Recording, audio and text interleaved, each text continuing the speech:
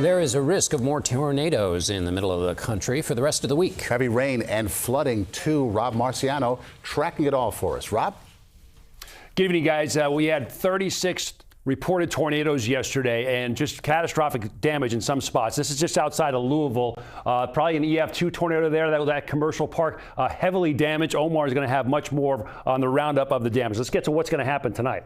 We do have tornado watches that extend from northeast Kentucky through Tennessee. It does include parts of Nashville over towards Little Rock as well. This is up until 10 o'clock tonight. Any one of these storms could get enough spin to see some tornadoes. Shouldn't be as bad as last night, but tomorrow we reset it again. And I think tomorrow's going to be worse than today. We've got a moderate chance of seeing some severe weather in the same spots. And on top of that, another round coming on Saturday. So not only do we have severe weather with us, here's the next one coming in and another one behind that on Saturday. We've got the threat for seeing some flooding. And the National Weather Service is saying this is once in a generation type of flooding, catastrophic, life-threatening stuff through the weekend. So we'll have to deal with that as well. Wow. Gentlemen.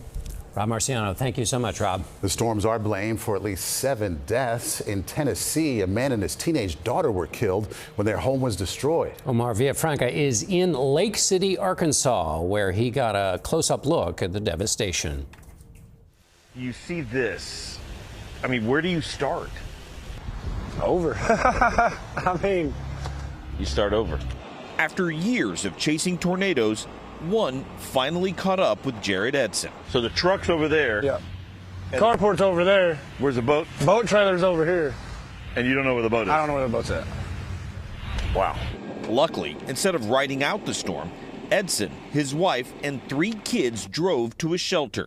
The tornado that hit them was just one of 33 reported that tore through the South and Midwest last night. The size. That's the biggest one I've ever seen in my life. Even chasing or anything. That's the biggest one I've ever seen. Edson knew his property took a direct hit after seeing this video on social media. I just see my house blowing up. You see it? Yeah. You can see the transformers going off, and what looks like either my carport or my truck is going across the sky.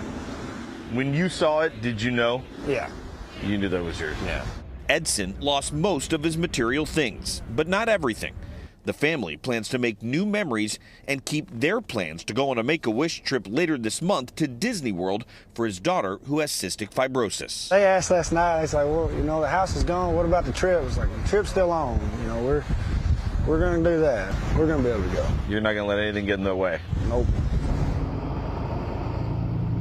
A preliminary report from the National Weather Service says this was an EF3 tornado, peak wind speeds of 150 miles per hour.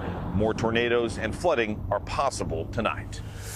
Omar Villafranca in Lake City, Arkansas. Thank you so much, Omar.